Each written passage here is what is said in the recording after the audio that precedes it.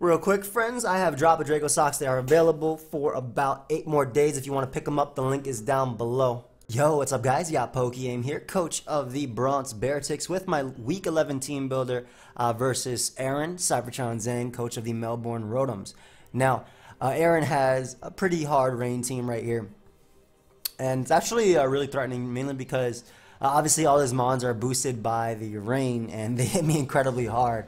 Having Pokemon like Mega Swampert, which matches up decently well versus my team just with coverage, and Ludicolo, obviously, which has Ice Beam, Giga Drain, and Surf, which pretty much hits my entire team for either super effective or neutral. And then Mimikyu, which pretty much gets a free hit because of its disguise, as well as Pokemon like Kingdra, even Heliolisk. Porygon Z can be a nuke if he wants to bring that as well. But this week I built with Gypsy King and Maddie Brolic, so big shouts to them. Had a few fun sets that we put together. I love the Gyarados that I came up with. I think it's sick, and you guys will see it's some heat. But first off, what we have with the team is Choice Scarf Magnezone. I wanted Magnezone because I wanted to pretty much have insurance versus Kartana. Kartana is definitely a big threat. While it doesn't actually OHKO any of my members, unless it uses a Z move, or like Smart Strike on Whimsicott, I definitely wanted something to punish it if it locks itself or even SDs up. He could run Shed Shell Kartana. Actually, in testing, I fought a Shed Shell Kartana, so that was pretty cool. But the special attack investment means that KO Kartana 100% in the rain.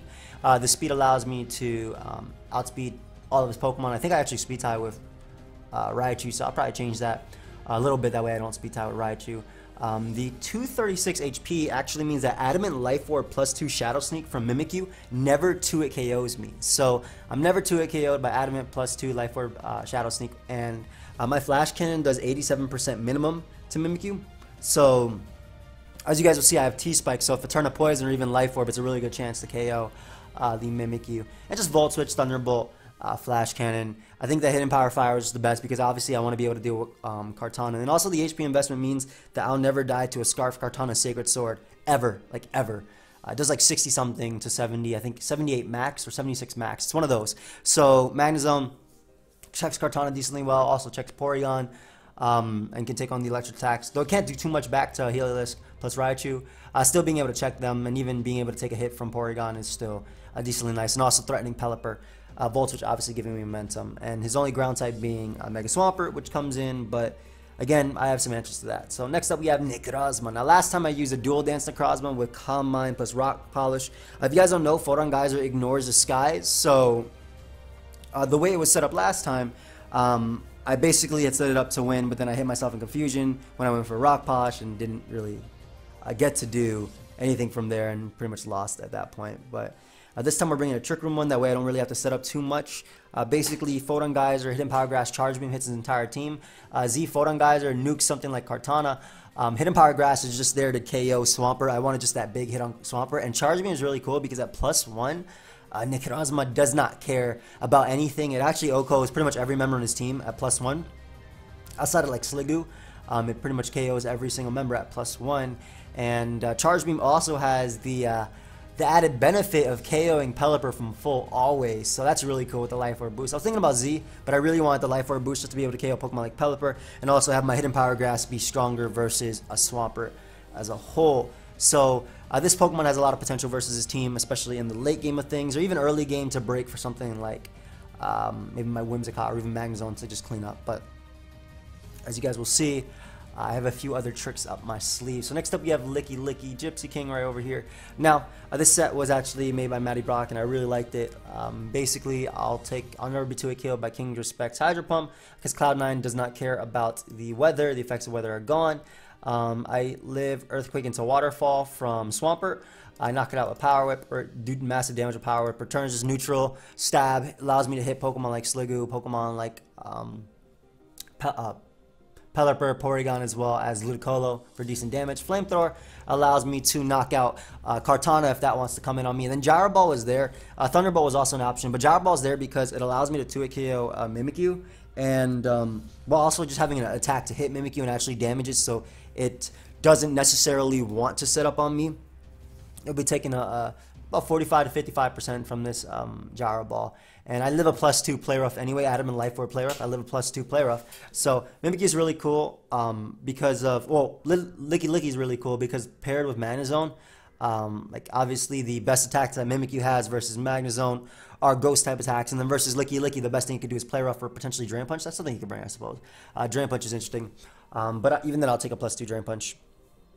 Regardless, and Gyro Ball, I just need to bust its disguise. Once the disguise is busted, Magnezone checks it for days. So while Mimikyu is definitely a threat, Magnezone does check it decently well. And that's why I really want to bring it this time. But Lickilicky helps me be a pivot, helps me check things, and also can pick up some KOs with Power Whip or Flamethrower depending on what my opponent wants to bring versus me. I really don't know what type of Kartana my opponent's going to bring. I'm not going to lie. Aaron can bring whatever Kartana he wants. SD Shed Shell. Shed Shell for attacks is really cool too, with sub, potentially. Those are a few options I definitely see, but Z is also pretty threatening just as a whole. So next up, get ready for this one. Peep this Gyarados. Peep this Gyarados, peep that EV spread, peep those attacks. Now this Gyarados, these were all calced, okay? And I also unfortunately don't have any extra place to put this EV spread right here, but this was all calced. So last time I had a Rest Talk Gyarados, and it did have potential to win. It actually would have won if it Sleep Talk to Crunch, but I didn't really want to rely on Rest Talk Dragon Dance mono attacking Gyarados just because, I mean, it's only a 33% chance to get the Crunch on the Sleep Talk roll, and you know that's not the best odds, right? So I decided that I would use Gyarados more as a breaker and something to honestly just disrupt his team a little bit. So I have Thunder, Waterfall, Flamethrower, and Hurricane. Now, talk a little bit about it. The 244 HP, before we actually talk about the moveset, let's talk about the HP, the EV investment. The 244 HP plus 44 defense investment means that I 100% live a crit from Kartana's Leaf Blade, always. It does 99% max, so I 100% live that. Let's say I have like Gyarados lead versus Kartana, and he wants to potentially try and weaken me a little bit with Leaf Blade, that way he can weaken me later. I'll 100% live that Leaf Blade, even if he crits me and Flamethrower knocks him out. That's what the 44 defense helps me with. The 60 attack means that I guarantee 2-hit KO Mega Swampert in the rain with Waterfall. And this is all with regular form, because I'm calculating with regular form, because I'm not Mega Evolving for the most part. So the 60 attack means that I guarantee 2-hit KO Mega Swampert in the rain. That's really nice. The 76 special attack means that Thunder guarantee KOs Pelipper from full. So that's really, really, really nice. I'm actually running a Brave Nature just because I wanted the special attack investment. And the 76 special attack means that I KO Pelipper with Thunder from full, and if his Rain Setter is gone, woo, awesome. Awesome. He might have a few other mons with Rain Dance on it, but there's nothing like, you know, 8 turns of Damp Rock Rain because of Pelipper. So, Gyarados helps with that. And the Hurricane's really cool because it actually hits him decently hard neutrally. 2-hit KOs Ludicolo, which is really nice, whereas Ludicolo cannot actually OHKO me back. So Hurricane is really cool. Plus, it's a cool neutral move versus something like just to go for if I need to hit Kartana plus Ludicolo and he's in range and I don't want to go for Flamethrower, I'll go for Hurricane. Does a good chunk to Kartana. I'm not gonna lie. Flamethrower obviously knocks it out if it's not in the, if it's outside of rain. It does so much. It has a chance to knock it out inside of rain, but the important part is just damaging it anyway. So Gyarados disrupts him a little bit with that. The 20 speed means that I outspeed Min Speed's Pelipper, and I speed creep it a little bit as well. I just wanted to make sure, like I outsped it anyway, but I just wanted to make sure that I definitely outspeed it.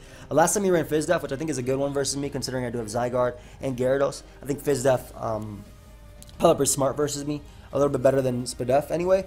Especially because I have Pokemon like Linoon and mainly Gyarados, but that's something I could see him running if he wants to bring that again. But hoping that this Gyarados puts in some work versus Cybertron. I really am. So next up, we have a Accelgor right here, bringing it back a little bit. But this time we're running Bug Buzz, Hidden Power, Electric, Encore, and Toxic Spikes. Last time we ran Bug Buzz, Hidden Power, Electric, Energy Ball, and Spikes. I decided that Toxic Spikes were a little bit cooler because I thought that it's really nice because Pokemon like Magnezone force switches into Swampert, so I wear that thing down with Toxic Spikes. So even if, let's say I try to go for Volt Switch and he goes Swampert, maybe I won't be able to Volt Switch on out of there, but I'll be able to at least wear it down with that T-Spike and punish it for coming in. So that's why I want T-Spike. Encore is there because it stops Mimikyu from setting up on me for free. And then Bug Buzz with the Modest Nature, 2-hit KOs Pokemon like Ludicolo, smacks Raichu, Porygon, Kartana gets smacked, Kingdra gets 2-hit KO'd, and the Hidden Power Electric is really just there for the Pelipper. And with Focus Sash and Burden, obviously this time he'll know about it, but last time because my Focus Sash activated. Actually, I don't even have to really have the HP investment, but I just put it just because. Last time I didn't have it at all. But because my Focus Sash activated, I got my Unburden, and that also makes me faster than his entire team. Accelgor outspeeds as fast as Mon as well, which is his Raichu, just naturally. So last but not least, we have Whimsicott. Last time I brought like a Sunny Day set with HP Fire. I believe it also had Tailwind if I'm not mistaken, but this time we're bringing Sub Whimsicott. I like that because it abuses the T-Spikes. Like I said, outspeeds as fast as Pokemon Raichu, just like Accelgor. HP Fire is there because it knocks out Kartana outside of rain, and in rain, Moonblast into HP Fire knocks out Kartana as well. And the great thing about Prankster Sub is I wear down rain turns without taking any damage. Obviously, I'm just taking the damage that Substitute has, so only taking about 19 damage per turn because, 25 and then recover the 6 with leftovers. But 19 damage per turn. Get some subs. Originally, the last move was Leech Seed, but Gypsy King recommended Memento because it actually allows Necrozma to set up a Trick Room freer, and especially if he has like 4 Pokemon left, and I set up Trick Room Necrozma, like that mon just goes in versus his team. So I really like that. Originally, I had Leech Seed, like I said, but in testing, it really didn't do much, and I didn't find myself going for Leech Seed. I found myself more so going for Sub, just to stall out rain turns and then wear him down with Poison and whatnot for the fact that Kartana, or that Whimsicott could knock out Pokemon like Kartana and Ludicolo and whatnot. So the rest is just put into HP and then a little bit into Spit F, so I can take Hydro Pump from Kingdra better, because that thing hurts, man, in the rain. Oof. Those attacks hurt, man. But yeah, this is my team for Cybertron. You guys can go ahead and check him out. His link will be down below. Really excited about this week because I want to see my... Honestly, I really want to thunder that Pelipper, and I want to see it go down. That's what I'm hoping for. That would be a play of the week, man. Oof. Oof. That would be so fire. But again, if you guys are looking forward to the battle, it will more than likely go up Sunday at 2 p.m. Eastern. I'm going to ask Cybertron. We haven't played yet, but that's what I'm going to ask him. I'm hoping he said yes. But yeah, go up at 2 p.m. Eastern. Check out Aaron's channel. His link will be down below. I'll catch you guys next time. Goodbye, friends.